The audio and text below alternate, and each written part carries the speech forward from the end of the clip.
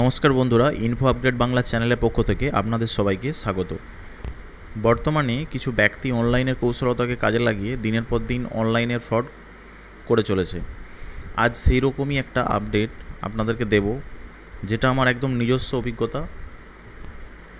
চ্যানেলের নতুন ভিডিওর আপডেট পেতে চ্যানেলটিকে অবশ্যই সাবস্ক্রাইব করবেন, আর ভিডিওটি যদি ভালো লাগে অবশ্যই ভিডিওটিকে লাইক, শেয়ার এবং কমেন্ট করতে ভুলবেন না। তাহলে চলুন কথা না বাড়িয়ে ভিডিও যাওয়া যাক। বর্তমানে ফেসবুক বা ইউটিউব যদি ঘাঁটেন তো সেখানে ভিডিওগুলো স্ক্রল করলেই দেখতে পাবেন যে বর্তমানে অনলাইন সাইবার ফ্রড একটি পেশায় পরিণত হয়ে গেছে, যেখানে আপনাকে বিভিন্ন প্রলোভন দেখিয়ে আপনার ব্যাংক অ্যাকাউন্ট ফাঁকা করে দিতে পারে কয়েক মিনিটেই। এরকমই একটা ঘটনা আমার বন্ধুর সঙ্গে কিছুদিন আগেই ঘটে, যেখানে আমার বন্ধুর মোবাইলে হোয়াটসঅ্যাপে একটি এসএমএস আসে এবং এসএমএসে একটি লিঙ্ক পাঠানো হয়। যে লিঙ্কটি ক্লিক করার পর তাকে হোয়াটসঅ্যাপে রিডাইরেক্ট করে, এবং হোয়াটসঅ্যাপে রিডাইরেক্ট করলে একজন ব্যক্তি ওর সঙ্গে কথা বলে, ওকে বলে যে ওকে কিছু টাস্ক দেবে, যে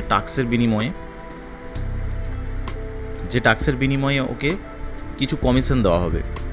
তো ও এগ্রি হয়, কারণ এখানে ওকে কোনো টাকা পেমেন্ট করতে হয়নি, উল্টে ওকে টাকা পাঠাবে, সেই ব্যক্তি ওকে টাকা পাঠাবে এবং সেই টাকা কিছুজন ব্যক্তিকে ট্রান্সফার করতে হবে, কিছুজন ব্যক্তির অ্যাকাউন্টে ট্রান্সফার করতে হবে। ধরুন ওকে 15,000 টাকা পাঠালো, সেই টাকাটা 2, 3 বা 4 ব্যক্তিকে ট্রান্সফার করে পাঠাতে হবে। এটা হচ্ছে ওর কাজ। এই কাজের জন্য ওকে একটা কমিশন দেওয়া হবে। তো যথারীতি ও সেখানে ইন্টারেস্টেড হয়, এবং ইন্টারেস্টেড হয়েও বলে যে হ্যাঁ ঠিক আছে আমি এটা করব, এবং নেক্সট দিন থেকে এই কাজ চালু হয়ে যায়। ফার্স্ট টাইম ওর অ্যাকাউন্টে 15,000 টাকা পাঠায়, এবং ওই 15,000 টাকা ও 3 ব্যক্তিকে 5,000 টাকা করে পাঠিয়ে দেয়। তো প্রথম দিন কোনো সমস্যা হয়নি, দ্বিতীয় দিন, তৃতীয় দিন এই একই রকমভাবে টাকা ওর অ্যাকাউন্টে পাঠানো হয়, এবং ওই টাকা ও যে ব্যক্তিদেরকে যে ব্যক্তির নাম্বার, অ্যাকাউন্ট নাম্বার এবং আইএফএসসি কোড দেয় তাদেরকে পেমেন্ট করে। তো সমস্যাটা এই জায়গায় নয়, সমস্যাটা হলো 5 নম্বর দিন, মানে 4 দিন কাজ কমপ্লিট করেছে, এবং 5 দিনের দিনে যখন ওর অ্যাকাউন্টে 20,000 টাকা পাঠানো হয়, কয়েকজনের অ্যাকাউন্টে পাঠাতে বলে, এবং যেখানে ওই টাকাটা যখন পাঠাতে যায় আর কি, ওর অ্যাকাউন্টে তো 20,000 টাকা পাঠিয়ে দিয়েছে, এবং সেই টাকাটা যখন তাদের অ্যাকাউন্টে পাঠাতে যায় তখন টাকাটা কিন্তু সেন্ড করা যায় না। টাকাটা সেন্ড করতে গেলে সেন্ডিং ফেল দেখায়। তো ও ভাবে যে কোনো টেকনিক্যাল ইস্যু হয়তো রয়েছে, তো তার জন্য হয়তো এই সমস্যা হয়েছে, টাকা পাঠাতে পারছে না। কিন্তু অ্যাকচুয়ালি তা নয়। অ্যাকচুয়ালি যেটা হয়েছে সেটা হলো ওর অ্যাকাউন্টটাকে ফ্রিজ করে দেওয়া হয়। তো এখন আপনাদের মনে প্রশ্ন হবে যে অ্যাকাউন্টটা কীভাবে ফ্রিজ হলো? তার অ্যাকাউন্টে টাকা পাঠালো, অথচ সে টাকা এতদিন 2-3 দিন ধরে সে পেমেন্ট করলো, কিন্তু তারপরে সে আর পেমেন্ট করতে পারছে না। তাহলে সমস্যাটা কোথায়? সমস্যাটা হলো এইভাবেই ফ্রড হচ্ছে। ফ্রডটা এইভাবেই হচ্ছে কারণ এরকম কোনো ব্যক্তি আপনার অ্যাকাউন্টে যদি কোনো টাকা পাঠায়, অ্যাকচুয়ালি যে অ্যামাউন্টটা আপনাকে লিগালি পাঠাচ্ছে, সে টাকাটা ফ্রডেরও টাকা হতে পারে। সে টাকার কিন্তু কোনো অস্তিত্ব নেই, কোনো ভেরিফাই। আপনি কিভাবে বুঝবেন? আপনাকে যে কেউ টাকা পাঠাতে পারে, এবং সেই অ্যাকাউন্টে টাকা পাঠালে সেটা কিন্তু ফ্রডের টাকা হতে পারে। আপনাকে যদি কেউ 5,000 টাকা পাঠায়, 5,000-এর মধ্যে 3,000 টাকা ফ্রডেরও হতে পারে, বাকি 2,000 টাকা হয়তো ভালো, কিন্তু 3,000 টাকা হয়তো ফ্রডেরও হতে পারে। তো এটা কারো পক্ষে বোঝা সম্ভব নয়। আমার বন্ধুর ক্ষেত্রেও ঠিক সেম একই জিনিস হয়েছিল। সেক্ষেত্রে সে ব্যাংকে যায়, এবং ব্যাংকে যাওয়ার পর সেখানে যে ব্যাংক ম্যানেজার রয়েছে তার সঙ্গে কথা বলে যে তার অ্যাকাউন্ট ফ্রিজ কেন করা হয়েছে। তো ব্যাংকের ম্যানেজার কিন্তু এই বিষয়ে কথা বলতে চায় না, কারণ এগ্রি নয়, কথা বলার জন্য এগ্রি নয়। ফার্স্ট টাইম যখন দেখে, তবে হ্যাঁ, ফার্স্ট টাইম ওর অ্যাকাউন্টটা যখন চেক করে তখন দেখে যে এটা অ্যাকচুয়ালি ডেবিট ফ্রিজ লাগানো হয়েছে অ্যাকাউন্টের উপর, এবং এটা আমাদের ওয়েস্ট বেঙ্গল স্টেটের আন্ডারে এই কেস নয়, এটা অন্য কোনো স্টেটের আন্ডারে একটা কেস ছিল। অন্য কোনো স্টেটের আন্ডারে যে সাইবার ক্রাইম যে অফিস রয়েছে, থানা রয়েছে আর কি, সেখান থেকে অ্যাকাউন্টটাকে ফ্রিজ করা হয়েছে। তো সেক্ষেত্রে সেই স্টেটের সঙ্গেই কিন্তু ওকে যোগাযোগ করতে বলে, এবং ওকে একটা নাম্বারও দিয়ে দেয়, এবং ও যোগাযোগ করলে বলে যে এটা এই মুহূর্তে সম্ভব নয়, অ্যাকাউন্টটাকে আনফ্রিজ করা সম্ভব নয়, কারণ এই অ্যাকাউন্টের উপর বিভিন্ন কমপ্লেন রয়েছে, যার জন্য অ্যাকাউন্টটাকে ফ্রিজ করা হয়েছে। যতক্ষণ না ওই টাকাটা, স্পেসিফিক যে অ্যামাউন্টটা, ওর ফ্রিজ অ্যামাউন্ট আর কি, সেই অ্যামাউন্টটা যতক্ষণ না তাদের দিক থেকে ক্লিয়ার হচ্ছে ততক্ষণ পর্যন্ত অ্যাকাউন্টটাকে আনফ্রিজ করা যাবে না। তো তার মানে বুঝতেই পারলেন ব্যাপারটা যে কতটা একটা সমস্যার ব্যাপারে। এইভাবে কিন্তু খুব সমস্যার মধ্যে পড়ে, অ্যাকাউন্টটাকে কিন্তু আনফ্রিজ করতে পারে না, এবং ওই অ্যাকাউন্টের মধ্যে কিন্তু ওর নিজেরও কিছু টাকা থাকে, যে টাকাটা কিন্তু কোনো কিছুই মানে ওখান থেকে কোনোভাবেই বের করতে পারেনি। তো খুবই সমস্যা এখানে। একটা জিনিস বুঝুন, টাকা ওকে পাঠালো, ও কিন্তু কাউকে টাকা পাঠায়নি, অথচ ফেঁসে গেল। তো এটা একটা খুব মানে বড় ধরনের একটা অভিজ্ঞতা, যেটা আমার অলরেডি হয়েছে এবং আপনাদের কাছে এটা শেয়ার করলাম। পারলে আপনাদের সঙ্গে যদি এরকম কোনো ঘটনা ঘটে থাকে তো একটু সাবধানে থাকবেন। এরকম ঘটনা কিন্তু এখন রোজই হচ্ছে, প্রতিনিয়ত ঘটেই চলেছে এরকম ঘটনা।